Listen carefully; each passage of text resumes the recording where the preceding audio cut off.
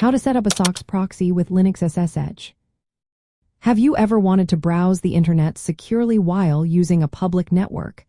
Setting up a SOCKS proxy with Linux Secure Shell can help you achieve that. Let's break down the steps to get you started.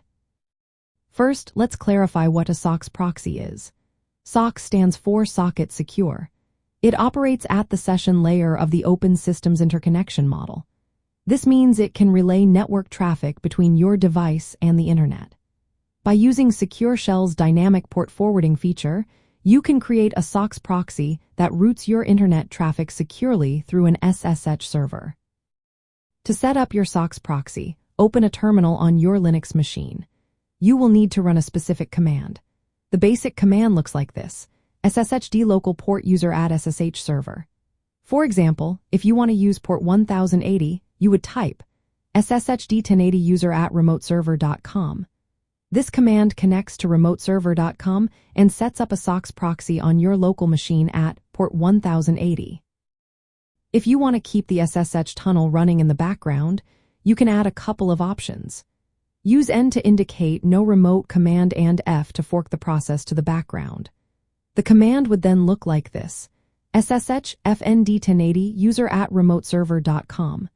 This way, you can continue using your terminal for other tasks while the proxy runs quietly. Next, you will need to configure your applications to use the SOCKS proxy.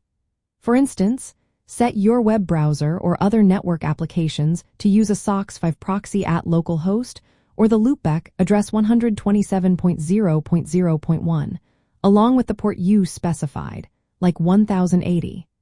This directs your traffic through the SSH tunnel you just created. Now let's talk about security. By default, the SOCKS proxy listens only on your local machine.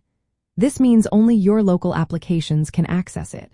If you want to allow other devices to connect, you will need to bind the proxy to a public interface, like 0.0.0.0. You should also set up firewall rules using tools like iptable to restrict access to trusted IP addresses. When using different operating systems, the setup can vary slightly.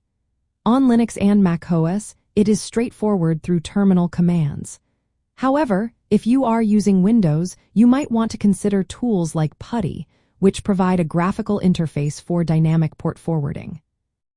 This method differs from virtual private networks because it only tunnels traffic from applications that are configured to use the SOCKS proxy, not all system traffic.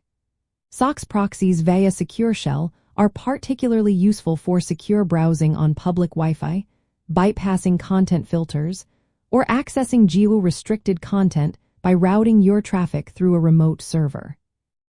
Finally, if you want to automate the process, consider creating shell scripts or aliases in your shell configuration files, such as bashrc or zshrc.